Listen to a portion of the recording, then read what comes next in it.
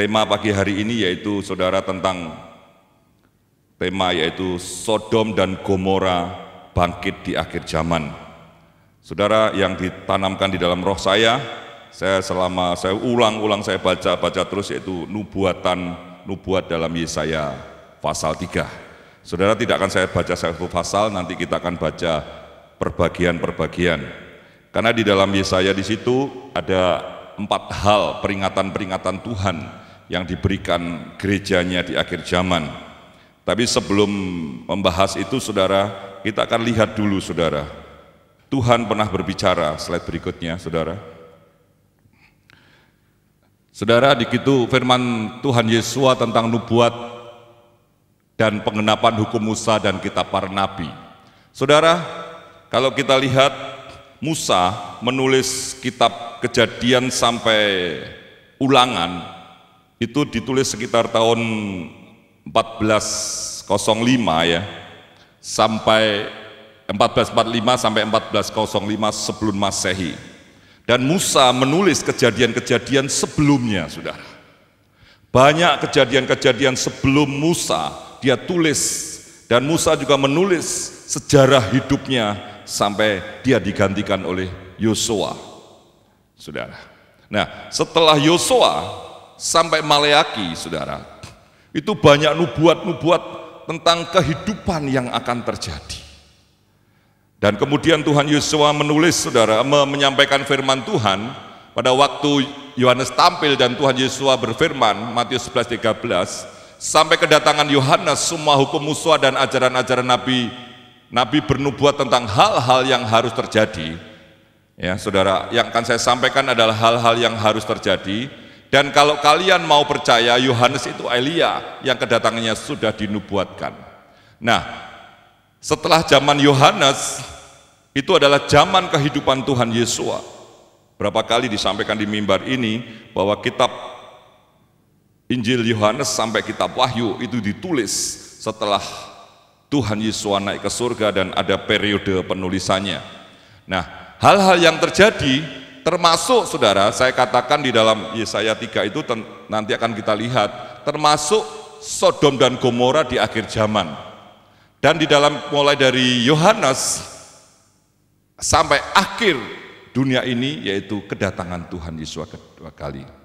Kalau saudara mengikuti beberapa pertemuan di baik ibadah minggu pagi, sabat fellowship, sudah diterangkan tentang tahun Semitah atau sabbatical year ya saudara, tentang Yobel dan sebagainya. Saudara perlu beli, saudara, untuk apa yang hari Jumat kemarin dipertegas kembali oleh Bapak Loki tentang tahun Yobel dan sabbatical year atau Semitah, sudah dikatakan juga beberapa minggu yang lalu sudah dikhotbahkan.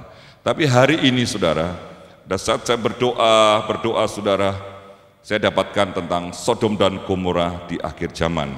Slide berikutnya, tolong. Saudara, kitab-kitab yang menulis Sodom dan Gomora, saudara, itu ada 16 kitab.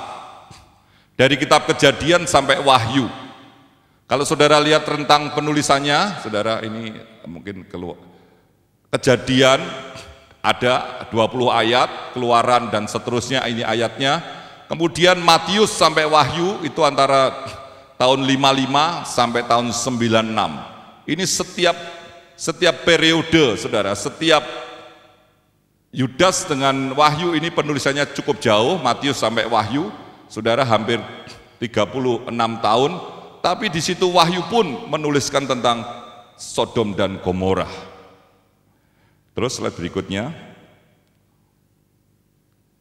Nah, saudara, kalau kita bicara prosentase, ya saudara, rentang waktu ini ada prosentasenya. Dari 16 kitab itu, dari 66 kitab, itu adalah 24,24%. Hampir 1/4 daripada kitab itu menuliskan tentang Sodom dan Gomora. Nah, periode penulisan, jadi tahun 1445 Musa menuliskan tentang sejarah Sodom dan Gomora, sampai kepada Wahyu tentang peringatan terakhir tentang Sodom dan Gomora itu adalah 1541 tahun. Kemudian sepanjang periode penulisan peringatan tentang peristiwa Sodom dan atau Gomora terus diperdengarkan. Artinya peristiwa Sodom dan Gomora itu sebagai peringatan yang penting bagi kehidupan orang percaya. Ya, terus dikit, terus lagi. Saudara, nah nanti saudara baca mulai kitab Yesaya pasal 3 itu mulai ayat yang pertama. Perhatikan saudara, kekhawatiran zaman ini berdasar nubuat Yesaya. Di dalam Yesaya pasal 3 ayat 1 dikatakan, sesungguhnya Tuhan yang Maha Kuasa akan mengambil dari Yerusalem dan Yehuda segala persediaan makanan dan minuman, juga semua orang yang mereka andalkan. Ya, saudara, kalau saudara baca yang mereka andalkan itu siapa?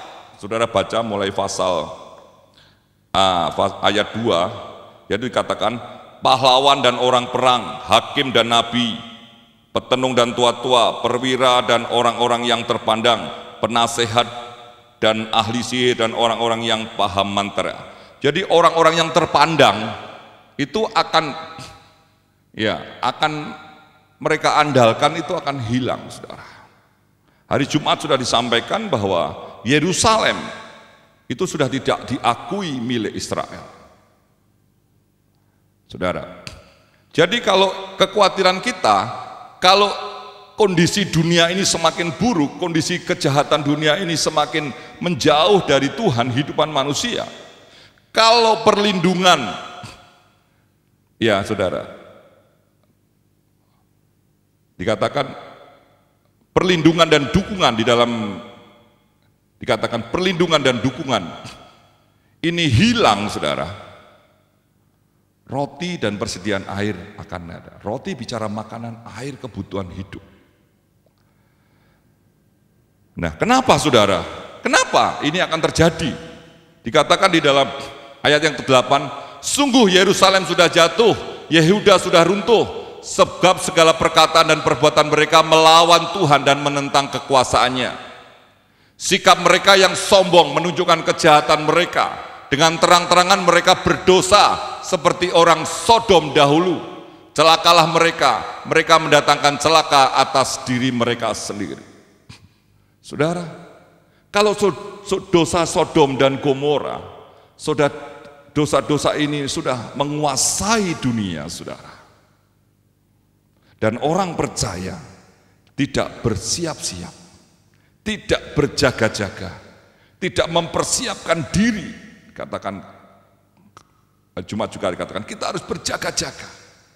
Kekuatan kita itu harus berjaga-jaga. Nanti kami berikan 3 hal yang penting yang kita harus selain apa yang akan saya sampaikan. Tapi ada beberapa hal tentang Sodom dan Gomora ini. Kalau dosa Sodom dan Gomora sudah masuk ke dunia dan menguasai dunia, kasih karunia itu apakah masih ada, yang menjadi pertanyaan. Dan bagi orang percaya bagaimana kalau dosa Sodom dan Gomora itu sudah menguasai dunia ini, saudara? Kita akan lihat bagaimana Sodom dan Gomora itu menurut pandangan manusia, ya saudara. Dikatakan, dan Lot mengangkat matanya dan melihat ke seluruh lembah Yordan, bahwa daerah itu seluruhnya terairi sebelum pembinasaan Yahweh terhadap Sodom dan Gomora, seperti taman Yahweh, seperti tanah Mesir jika engkau memasuki Soan. Hari-hari ini, saudara, jangan sampai pandangan mata rohani kita terkecoh dengan kenyataan dunia, saudara. Oh, dunia modern maju, semua teknologi luar biasa. Di Jepang sekarang, saudara, untuk reservasi hotel tidak perlu manusia, sudah ada boneka cantik, saudara, yang akan melayani saudara, bisa menjawab pertanyaan saudara. Bahkan untuk mengambil kunci, di situ ada robot dinosaurus yang bisa ngomong, saudara. Wih, canggih sekali, segala sesuatu dengan mudah. Bahkan terakhir saya membaca sebuah artikel bagaimana memudahkan hidup. Saudara, kayaknya dunia ini menyenangkan.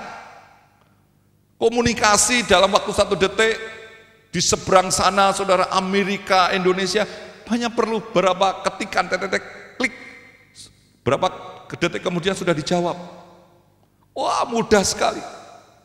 Seperti Lot melihat Sodom dan Gomora. Indah, sesuatu yang menyenangkan, sesuatu yang membuat hati ini meluap dengan sukacita. Tapi faktanya saudara, kita lihat di dalam ayat ini. Dan orang Sodom itu jahat dan sangat berdosa di hadapan Yahweh. Sebab pohon anggur berasal dari pohon anggur Sodom, dan buah anggur mereka dari ladang-ladang Gomora. Buah anggur pahit, pahit gugusan-gugusannya. Saudara, kalau saya pelajari di balik dunia yang menyenangkan hari-hari ini, tawaran-tawaran dunia yang menyenangkan, sebenarnya di situ ada kepahitan-kepahitan yang akan dinikmati di masa-masa mendatang. Saudara, pada saat saya merenungkan, saya berdoa, mampukah saya untuk menghadapi keadaan kenyataan-kenyataan yang terjadi, saudara? Mari kita lihat lagi, saudara, apa yang ditulis Yeremia 23 ayat 14. Sekarang ini terjadi, saudara. Saya membaca banyak artikel, bahkan cemoohan terhadap tokoh-tokoh agama yang mengaku Tuhan Yesus, saudara. Dikatakan, aku juga telah melihat suatu hal yang mengerikan di antara para nabi Yerusalem. Mereka melakukan perzinahan dan berjalan dalam kebohongan, dan mereka menguatkan tangan para pelaku kejahatan, sehingga tidak ada seorang pun berbalik dari kejahatannya. Mereka semua telah menjadi seperti Sodom bagiku, dan penduduknya seperti Gomora, saudara. Saya sebagai hamba Tuhan, waktu membaca mendapatkan ayat ini, saudara, saya berkata, Tuhan,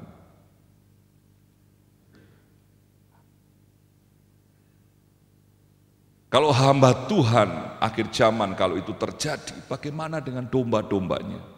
Bagaimana sikap hamba Tuhan akhir zaman ini, saudara, di dalam membimbing, memimpin, membawa domba-dombanya kepada Tuhan? Hari Jumat saya garis bawahi kata Pak Loki.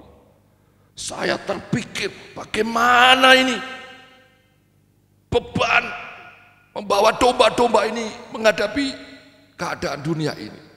Saya katakan, kalau semua pemimpin gereja berkata demikian,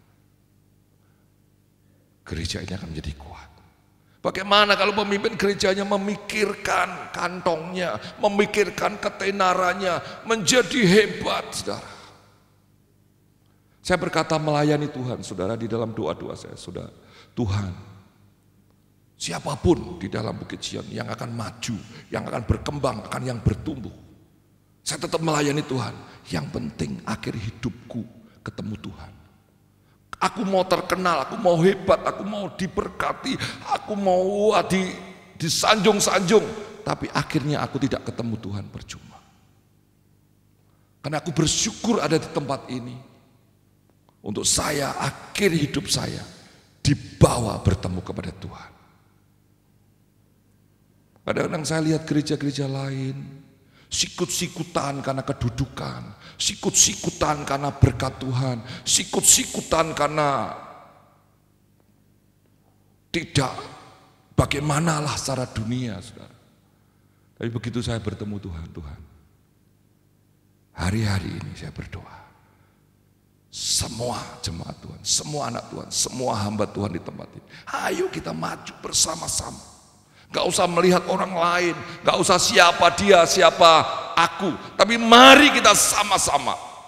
Yang penting, kalau kita nanti mati ketemu Tuhan, kalau Tuhan datang kita juga bertemu Tuhan di awan-awan. Saudara, jadi saya bersyukur. Karena hari-hari ini, saudara, begitu banyak para nabi Yerusalem penuh dengan perzinahan, saudara. Saya mendengar di Jakarta hamba Tuhan berbuat seperti ini. Saya mendengar hamba Tuhan begini, saudara. Saya katakan, Tuhan, gimana dengan saya, Tuhan? Ayo Tuhan, ngomong apa kekurangan saya katakan. Ayo Tuhan, sampaikan isi hatimu, apa yang harus aku perbaiki. Saudara, kalau Tuhan sudah ngomong, saudara, banyak yang harus saya perbaiki. Banyak sekali. Tapi saya bersyukur. Saya bersyukur. Saudara, terus kali kita lihat, saudara, kita lihat keadaan hari ini. Yudas ya, seperti halnya Sodom dan Gomora dan kota-kota di sekitarnya yang gayanya serupa dengannya. Perhatikan kata-kata yang gayanya, yang modelnya, yang tipenya, yang cara hidupnya. Menyerahkan diri kepada percabulan dan mengumbar kedagingan yang aneh. Yang aneh. Ini ditulis 2000 tahun yang lalu, saudara. Hampir Yudas ditulis tahun 70, saudara. Tapi sudah dituliskan nanti akhir zaman ini akan ada yang mengumbar nafsu, kedagingan, mengumbar percabulan yang aneh. Yang mereka pertontonkan sebagai contoh-contoh orang yang menjalani hukuman api yang kekal. Lihat gambar terus, saudara. Misalkan saya kumisen begini, saudara. Terus gandengan mana? Pak Andi datang enggak ini, saudara? Pak Andi Aryadi. Gandengan diberkati Pak Loki, sama-sama kumisen berkati. Gitu kira-kira ketak. Gimana saudara dunia? Aneh toh. Lihat ini. Sebentar, satunya dulu. Ini wanita-wanitanya tepuk tangan, seneng ini. Mungkin wanitanya ini juga lesbi, saudara. Dia pasangan, dapat pasangan. Untung nggak jadi nikah sama saya. Mungkin wanitanya ngomong begitu. Dengan perkawinan pria dan pria, wanita dan wanita. Salah satu rencana Tuhan. Dalam kitab Kejadian, penuhilah bumi, bertambah-tambahlah, berkembang biaklah. Firman itu diputus. Selesai Tuhan rencanamu untuk pertambahan jumlah penduduk di dunia. Kalau saudara lihat pria hamil, kira-kira gimana saudara? Lu Pak Yonatan hamil gitu. Kan gak masuk akal. Aneh. Kemudian wanita dan wanita, saudara. Ini wanitanya cantik. Tapi kok nikah sama wanita? Dan itu sudah disahkan oleh pemimpin negara adidaya. Sebelumnya ada beberapa negara. Kalau standar Amerika sudah memutuskan, kalau itu nanti saudara, saya dengar entah benar atau enggak, hak asasi manusia sedang menggodok tentang perkawinan sejenis ini. Saudara, aduh, ini firman Tuhan sudah dipotong, dipenggal-penggal. Firman Tuhan sudah ditutup. Firman atau sepertinya saudara, mulut Tuhan sudah dibungkam dengan undang-undang perkawinan dari Amerika ini. Selanjutnya apa? Terus. Nah, saudara, di Jerman ada sebuah keluarga, kakak adik nikah sudah dapat anak 4. Anak kandung, saudara. Dan hari-hari ini sedang berjuang incest ini, perkawinan antar keluarga. Dan mereka perbolehkan papa nikah anak gadisnya. Itu sedang diperjuangkan, saudara. Saudara, dunia model apa yang kita hidupi hari ini? Dunia yang bentuknya kayak apa? Suasananya kayak apa?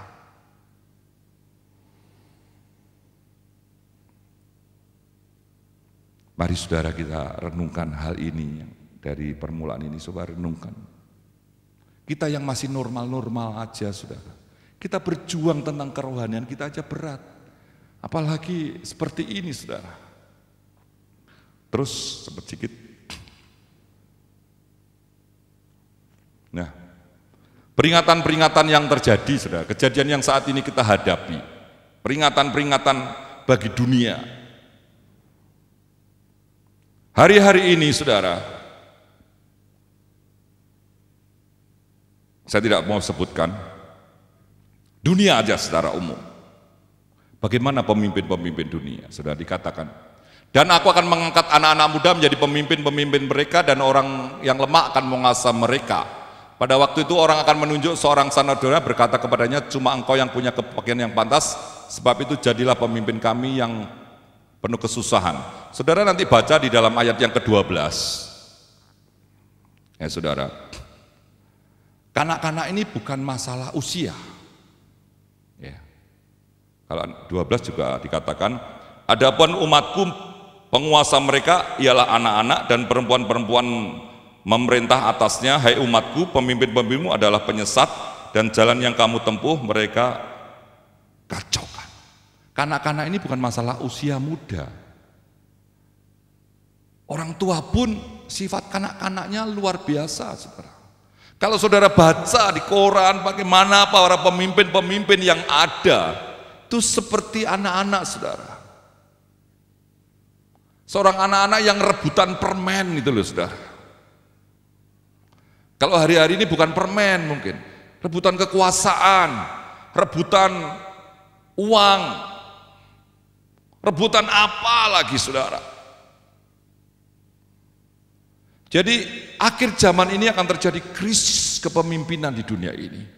Yang mana saudara, kalau saudara baca Pengkhotbah 10 ayat 16 dikatakan, kalau itu pemimpin kanak-kanak, pagi-pagi pengennya makan.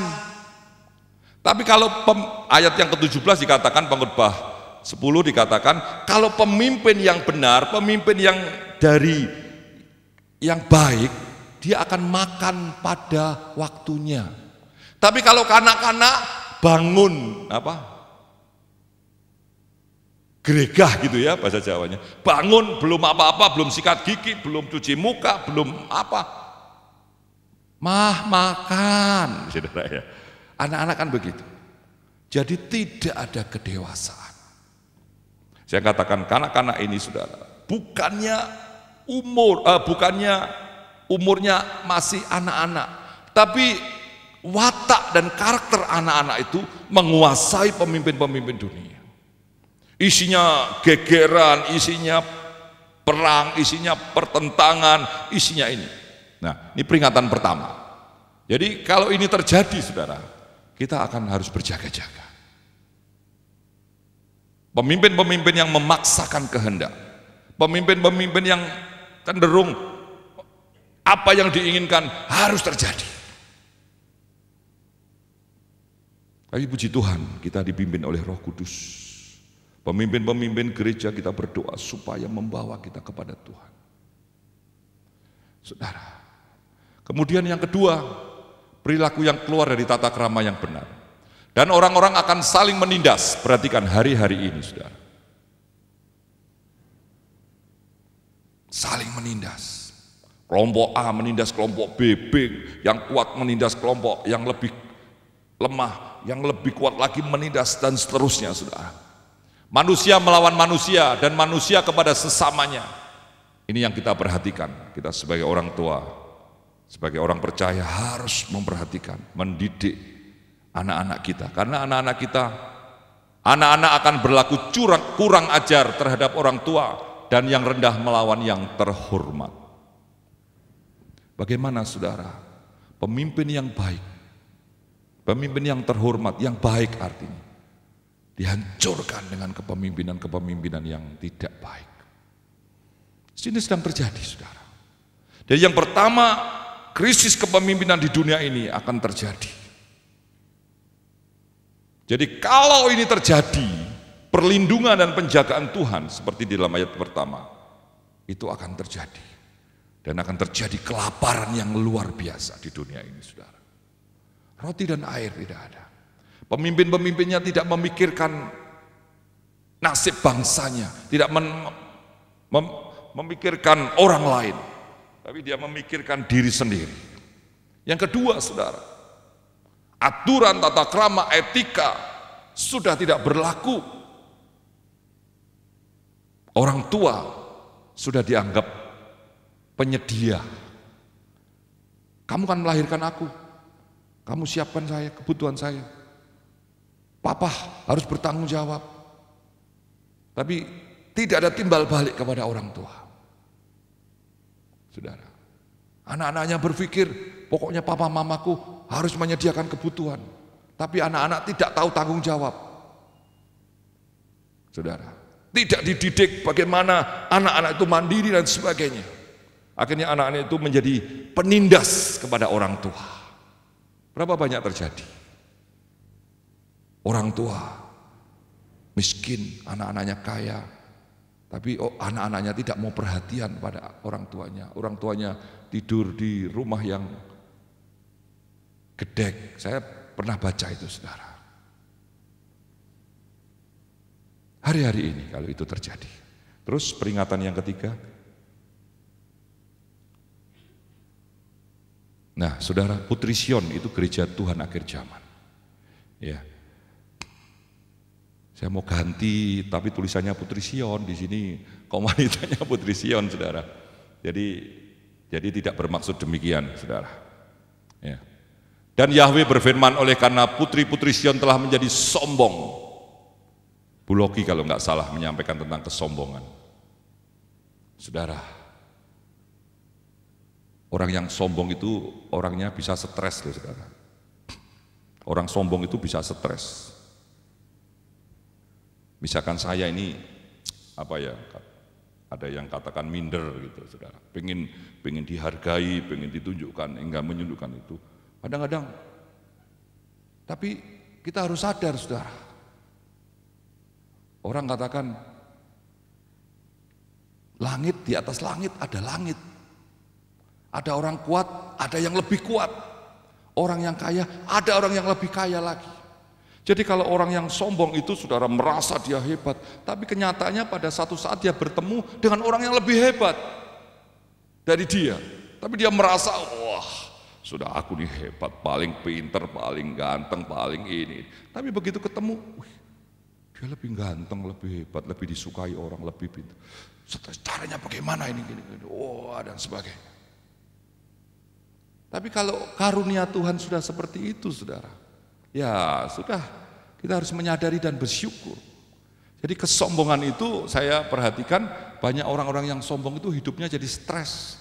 Karena ingin melebihi yang lain, dan sebagainya. Akhirnya terlibat hutang, terlibat korupsi, terlibat kredit macet, terlibat apa, saudara?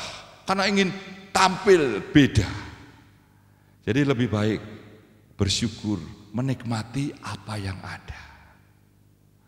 Saudara, ada orang pengen dihormati, pengen punya gelar yang luar biasa. Tapi ternyata dia beli ijazah palsu. Begitu ketangkap masuk penjara.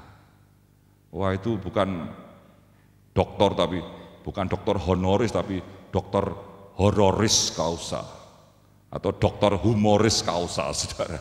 Ya kita, nyandang gelar itu berat, saudara. Jadi kesombongan ini membuat orang stres.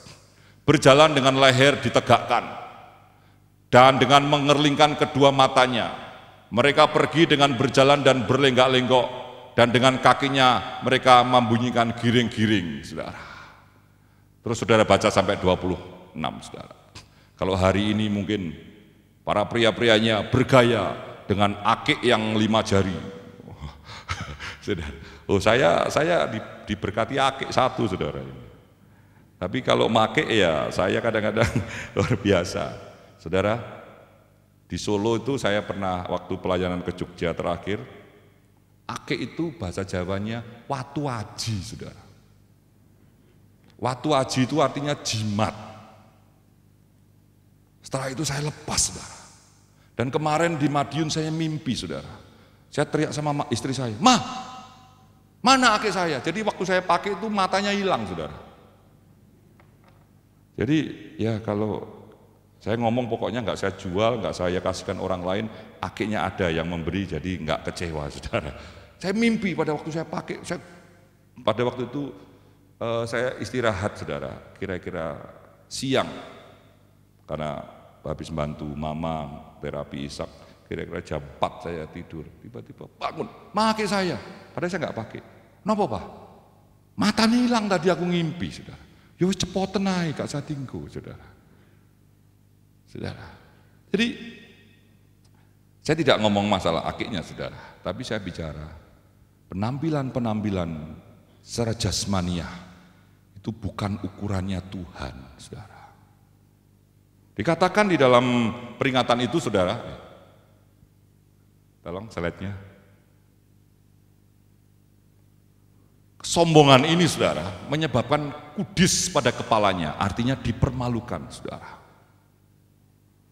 Kalau seorang wanita rambutnya rontok, saudara, ada penyakit di kepala, dia kan malu, saudara. Kakak saya waktu itu habis operasi, kemudian rambutnya rontok, dia pakai wig, saudara. Pertama dia dibuatkan songketan sama Aldo, bukan sebelum operasi, tapi setelah operasi berobat dia rontok, kemudian pakai wig, tapi sekarang sudah tumbuh. Mahkota. Kalau rambut kita ada, rambut seorang wanita itu ada kudisnya, dipermalukan, saudara. Jadi saudara sekalian, kesombongan itu bahaya bagi kita. Karena apa? Karena itu bukan sumbernya dari Tuhan. Kalau kita sombong suatu saat dipermalukan, saudara. Wah, merasa pintar, merasa hebat, merasa apa. Begitu ketemu sesuatu yang lebih dari kita, kamu tuh ternyata hanya segini, ini ada orang yang hebat. Kita bisa dimalu, saudara. Kemudian semua perjalanan kemuliaan diambil, kekalahan dan penderitaan akan dialaminya. Jadi mari gereja Tuhan di akhir zaman ini, rendahkan hati kita, jangan sombong. Jangan merasa kita lebih hebat dari yang lain, saudara. Karena kesombongan sumbernya bukan dari Tuhan. Tapi kalau mau saudara, mau sumbernya dari Tuhan adalah kerendahan hati. Terus, nah saudara, di dalam ayat yang ke-11, peringatan yang keempat, yaitu orang fasik. Orang fasik itu sama di situ dikatakan orang yang celaka. Orang fasik itu orang yang mengerti firman Tuhan tapi tidak menjalankan firman Tuhan. Celaka bagi orang fasik karena ganjaran dari perbuatan tangannya akan diberikan kepadanya. Oh bangsaku yang menindasnya adalah yang bertindak kekanak-kanakan. Ini tadi yang sudah saya baca ya, 12. Nah, orang fasik, saudara, orang yang tidak berjalan di dalam kebenaran, yang mengerti kebenaran tapi menghindar. Orang fasik itu orang yang seringkali berlaku toleransi, saudara. Gini, tidak apa-apa lah. Kemarin saya konsultasi dengan Bapak Loki tentang SMI. Bagi saya sih, tapi belum saya laksanakan, bagi saya ya tidak apa-apa. Siswa SMI itu kalau hari Senin sampai Jumat mereka itu wira swasta, kita latih, kita kasih modal 50.000, mereka berpikir 50.000 untuk apa? Ada yang buat panada, ada yang membuat mie ayam, ada yang membuat ini. Kemudian dia jual keliling, saudara. Tujuannya satu, dia bisa mandiri. Dua, dia melatih ilmu komunikasi yang diajar Miss Berta, bagaimana berkomunikasi dengan orang lain dan menawarkan memperkenalkan dirinya. Dia seorang misi yang memberitakan Injil. Nah, dari keuntungan itu, saudara, kemarin perpuluhan dimasukkan ke kas perpuluhan. Kemudian ada beberapa staf lupa, itu kan SMI perlu didukung. Oh ya sudah, tidak apa-apa, nanti mulai semester depan perpuluhannya mereka diberikan ke kas SMI, karena untuk mendukung SMI. Ini tapi jangan putuskan dulu, saya konsultasi ini karena menyangkut kebenaran. Kalau menyangkut kebenaran, saudara, saya pasti konsultasi. Kalau menyangkut peraturan, tata tertib sekolah, memberikan skorsing, sanksi dan sebagainya, saya berani ngambil keputusan. Tapi kalau sudah bicara kebenaran, saya harus konsultasi kepada pimpinan. Saya tanya Pak Loki, Pak ini bagaimana? Oh jangan Pak, perpuluhan tetap perpuluhan, karena melalui perpuluhan itu SMI diberkati. Oh ya sudah. Nah, saudara, ini hal sepele bagi dunia mungkin antara perpuluhan dan anduk. Tapi kalau bicara kebenaran itu tidak ada toleransi, saudara. Saklek apa adanya. Kadang-kadang kita tidak sadar, saudara, kita sudah menjadi orang fasik karena toleransi. Tidak apa-apalah, sedikit gitu aja lah. Dosa kecil gitu saudara. Padahal sebenarnya di hadapan Tuhan itu bukan masalah kecil besarnya, tapi masalah kebenaran.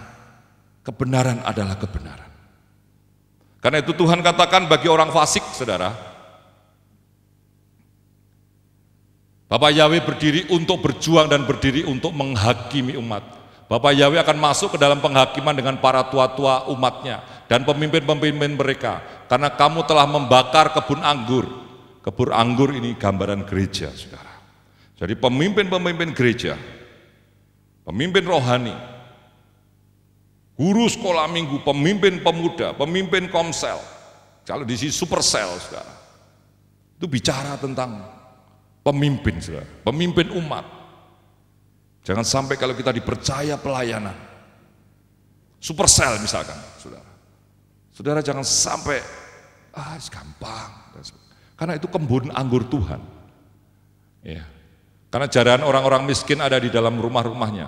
Apa maksudmu sehingga kamu meremukkan umatku dan kamu menggilas wajah orang miskin? Firman Tuhan Sebaot. Saudara, luar biasa hukuman bagi orang fasik. Kalau orang fasik ada di dalam gereja, itu bagaikan ragi, saudara, yang berbahaya. Karena itu pagi hari ini mari kita berdoa. Jangan sampai kita ini bicara toleransi di dalam hal kebenaran. Terus saya berjuang, kita semua berjuang untuk menegakkan kebenaran. Terus lagi, bagaimana dengan orang benar, saudara? Di Yesaya 3 juga Tuhan berbicara. Katakanlah berbahagia orang benar, sebab mereka akan memakan hasil pekerjaannya. Berat, saudara, kita menjadi orang benar. Mempertahankan kebenaran tidak gampang.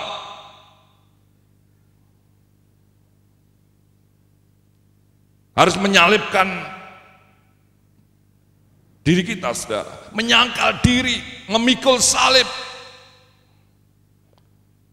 Di tengah-tengah pesta kita melihat orang berpesta, kita hanya saudara. Dunia melakukan ini, kita hanya berkata, aku gak bisa lakukan itu. Tapi saudara, kita akan memakan hasil pekerjaannya. Kuncinya bagaimana, saudara? Orang benar ini bahagia di hadapan Tuhan. Kebahagiaan yang diukur oleh dunia, itu kebahagiaan daging, saudara. Tapi Tuhan selalu bicara kebahagiaan batiniah kita. Bicara hati kita, saudara. Saudara menikmati segala keadaan dunia ini, tapi saudara kalau mau tidur resah, mau lakukan apa-apa takut, khawatir. Hidup penuh dengan kegalauan, tidak percaya diri dengan karunia Tuhan. Saudara,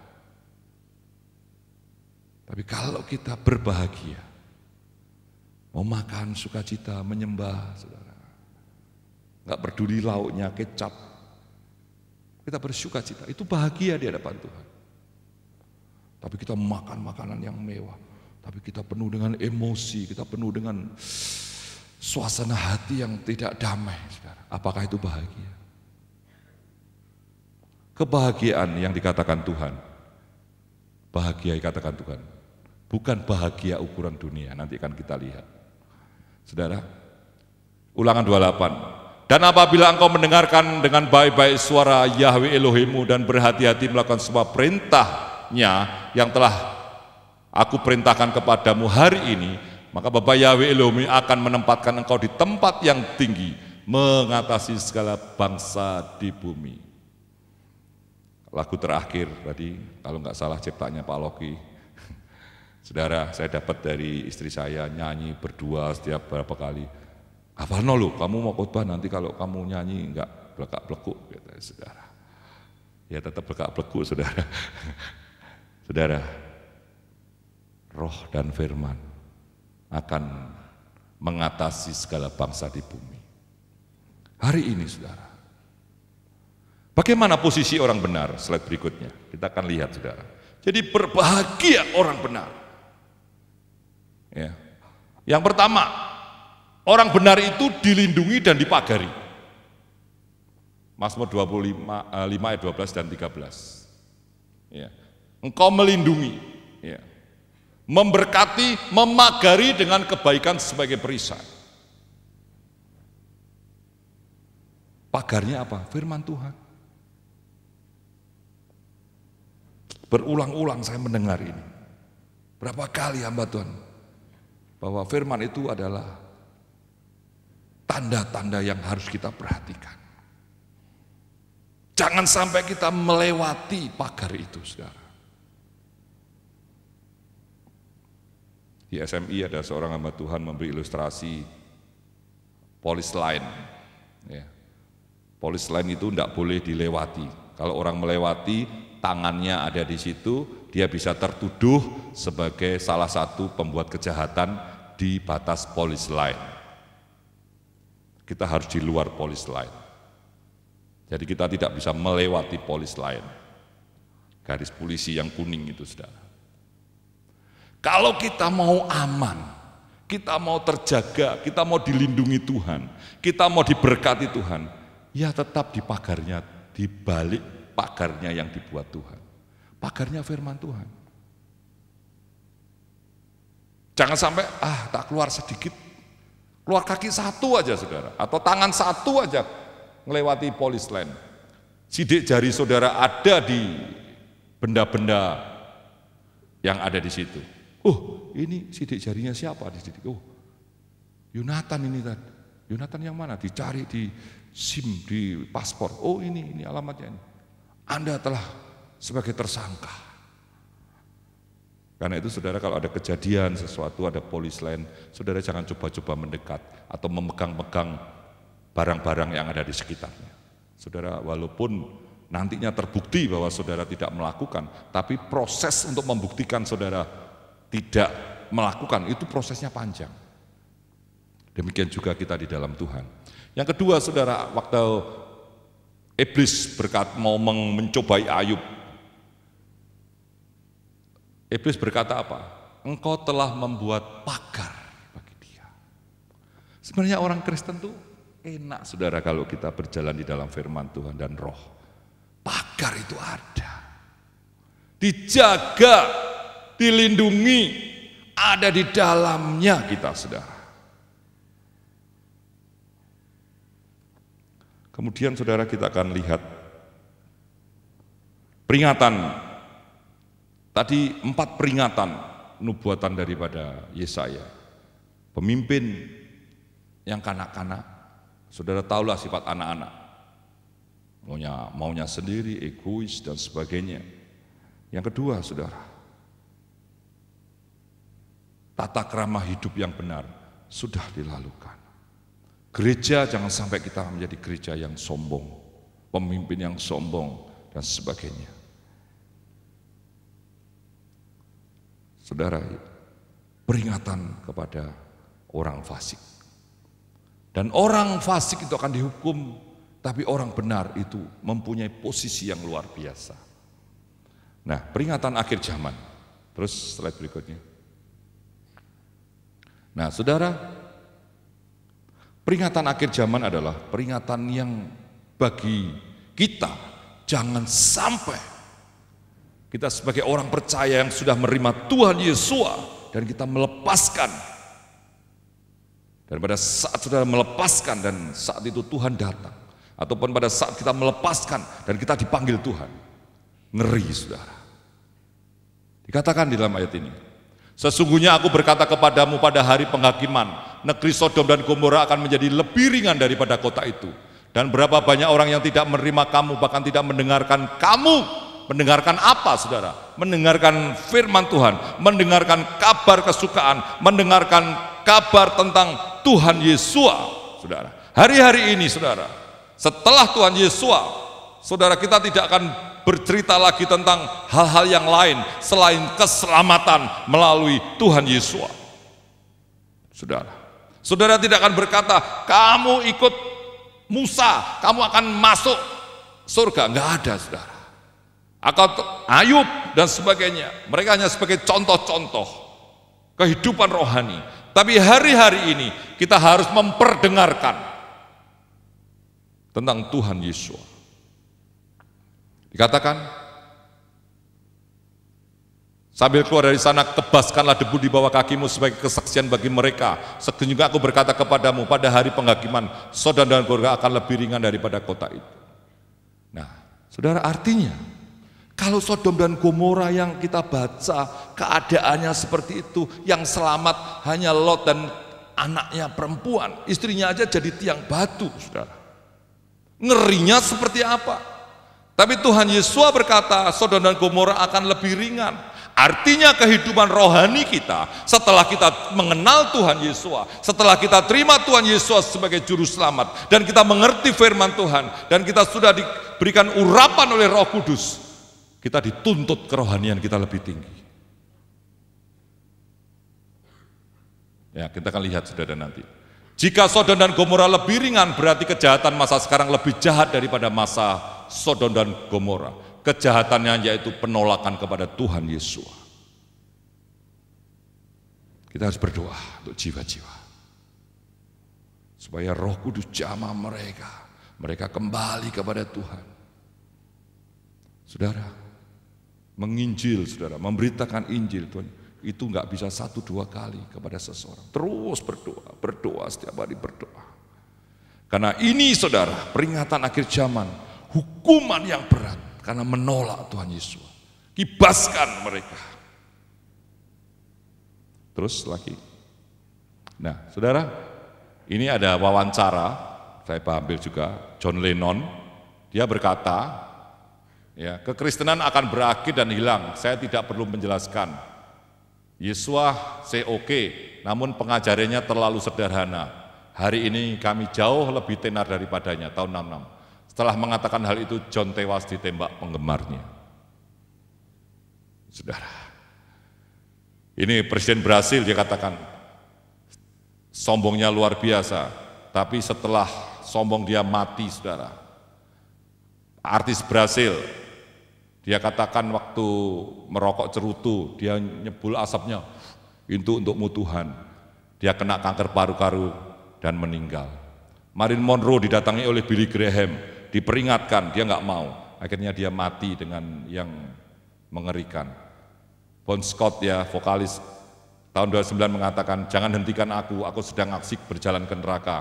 Pada tanggal 19 Februari 1980, meninggal tersedak oleh mutahnya sendiri. Saudara, hati-hati dengan iman kita. Jangan saya bahas, saudara sedang emosi, sedang marah, sedang kecewa, misalkan kecewa dengan hamba Tuhan. Saudara kata, sudah enggak Tuhan-Tuhanan. Oh, yang datang hantu nanti, saudara. Jaga, saudara.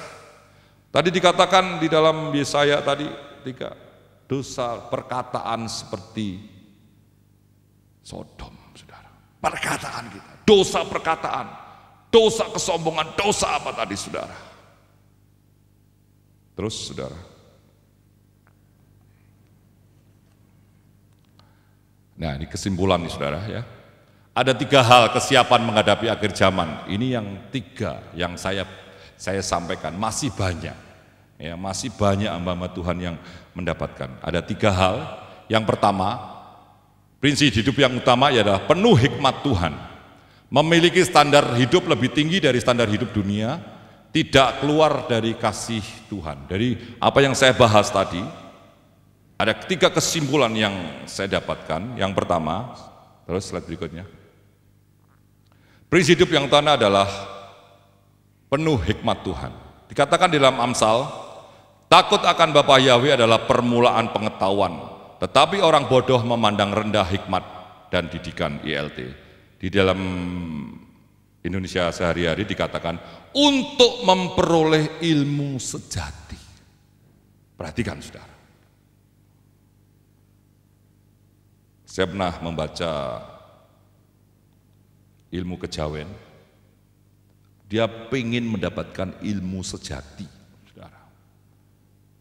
Dan pernah belajar juga, saudara. Saya pernah duduk di bawah pohon begitu, saudara, karena waktu itu saya banyak belajar, Pak saudara. Tapi semalaman itu bukannya saya dapat sesuatu, tapi digigiti nyamuk, saudara. Orang-orang tuh duduk gigiti nyamuk ya diem aja. Saya enggak bisa, saudara, saya gini, saudara. Katakan, kadang-kadang tiba-tiba ada orang saya lihat, aku sudah sampai langit ke-7 ini. Ada satu lagi sana, saya sudah masuk lantai ini. Saya ketemu Yesus katanya, ada yang bilang begitu. Tapi tutup mata, saudara. Mana ini, saudara? Ya sekali itu saja, saudara. Akhirnya saya nggak ikut karena waktu itu saya marketing, direkturnya itu orang Kejawen. Waktu itu saya datang ke sana, nggak sengaja mereka ngadakan ritual. Kemudian saya baca bukunya sedikit gitu, saudara. Mereka pada duduk, tunggu ya Pak Yonatan ya, kita sedang berdoa. Saudara, berdoa jam 9 malam sampai jam 4 pagi duduk aja di bawah. Gitu, saudara. Saya akhirnya mundur, saudara. Saya makan, minum kopi, akhirnya saya tidur di sofa mereka, saudara, sampai pagi. Saudara, ilmu sejati. Ini perhatikan kata-kata, ilmu sejati ini luar biasa. Nah, bagaimana kita mendapatkan hikmat? Bicara hikmat Tuhan itu bicara firman Tuhan, saudara. Bicara hikmat itu bicara pengetahuan kebenaran. Jangan saudara berpikir hikmat Tuhan itu bicara tentang keadaan hikmat-hikmat dunia, tapi kebenaran. Jadi orang yang takut akan Tuhan, dia akan selalu mencari Tuhan. Rahasia kekristenan kita, kalau kita menghormati dan menghargai dan memberikan tempat nomor 1 Tuhan, kita mempunyai kerinduan yang luar biasa, saudara, akan firman Tuhan. Terus slide berikutnya, Amsal 9 ayat 10. Takut akan Bapa Yahweh adalah permulaan hikmat dan pengenalan akan yang maha kudus adalah pengertian. Tapi Indonesia sehari-hari katakan, untuk menjadi bijaksana, pertama-tama orang harus mempunyai rasa hormat dan takut akan Tuhan. Jika engkau mengenal yang maha suci, engkau akan mendapat pengertian. Cari Tuhan, jadi bijaksana dan mengerti keadaan Tuhan. Kalau saudara baca firman Tuhan aja, dengarkan firman Tuhan aja, nggak ada kerinduan, bagaimana kita mengenal Tuhan? Terus, seorang dipuji sesuai dengan hikmatnya, tetapi orang yang bengkok hatinya akan menjadi hina. Orang dipuji sesuai dengan kebijaksanaannya, orang dihina sesuai dengan kedunguannya. Saudara, jadi jangan sampai kita ini, mungkin saudara mempunyai pengetahuan dunia yang luar biasa. Artinya menjadi hina atau dungu itu di hadapan Tuhan. Karena musuh kita itu bukan darah dan daging. Musuh kita ini bukan manusia, tapi musuh kita kuasa kegelapan. Kalau kita mengerti firman Tuhan, kita akan berhikmat, kita akan bijaksana. Oh, ini tidak boleh, ini kebenaran, ini tidak boleh masuk dalam kebenaran. Tapi kalau kita nggak ngerti kebenaran, oh iya. Akhirnya banyak orang Kristen itu, bahasa Jawanya itu apa? Anut-anut grubyuk, ikut-ikutan, tapi tidak mengerti kebenaran. Berapa banyak aliran-aliran sesat, berapa waktu yang lalu terjadi, Children of God dan sebagainya. Kenapa? Dia nggak punya hikmat, tidak punya pengertian, dungu, bodoh, akhirnya diajak mati bersama. Kehidupannya nggak benar, saudara. Itu yang pertama. Saudara harus penuh dengan hikmat Tuhan, yaitu firman Tuhan. Kuncinya apa? Kita harus takut akan Tuhan.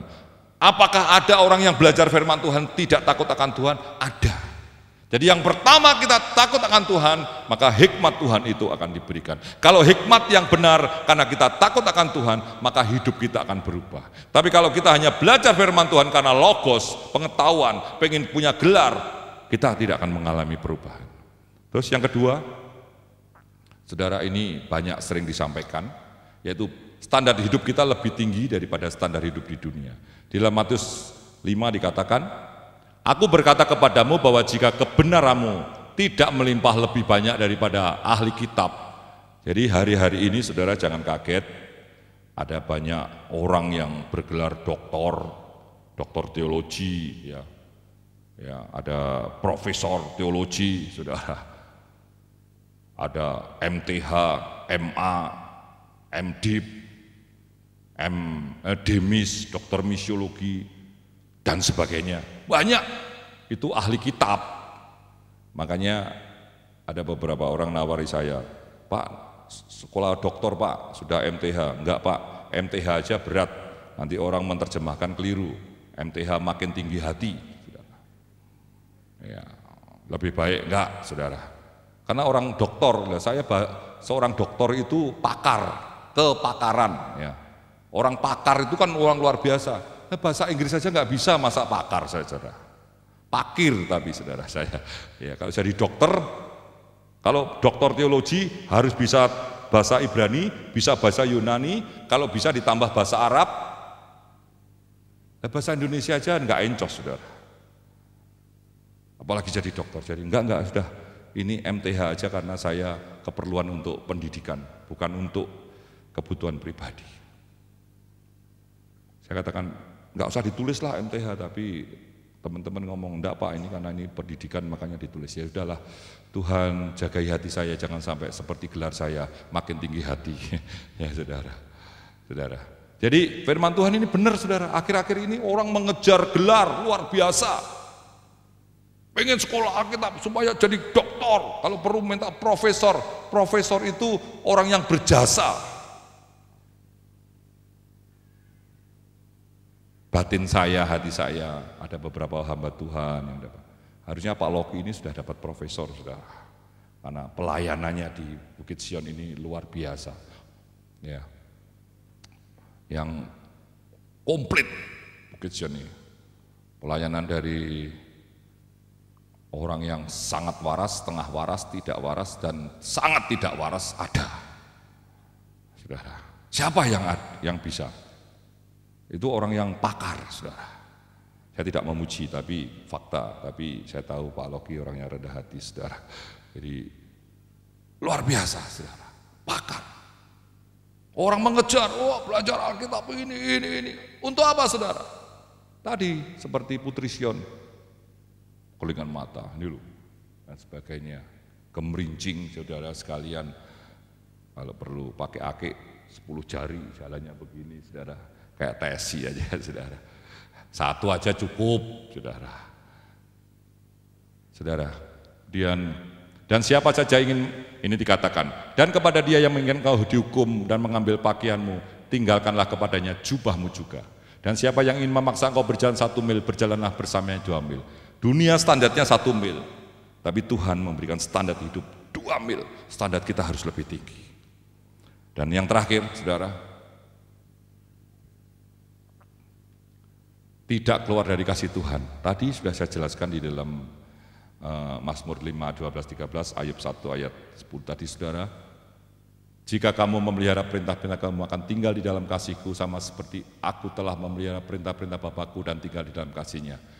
Siapakah yang akan memisahkan kita dari kasih Kristus, kesukaran, kesulitan, atau penganiayaan, atau kelaparan, atau ketelanjangan, atau bahaya, atau pedang? Peliharalah dirimu sendiri di dalam kasih Elohim, sambil menantikan rahmat kita, Yesus Kristus, bagi hidup yang kekal. Tinggal di dalam kasih Tuhan, bukan hanya menikmati berkat di dunia, tapi untuk kehidupan kekal. Biarlah apa yang saya sampaikan ini menjadi berkat, dan saudara mulai berpikir tentang kehidupan kerohanian kita untuk kehidupan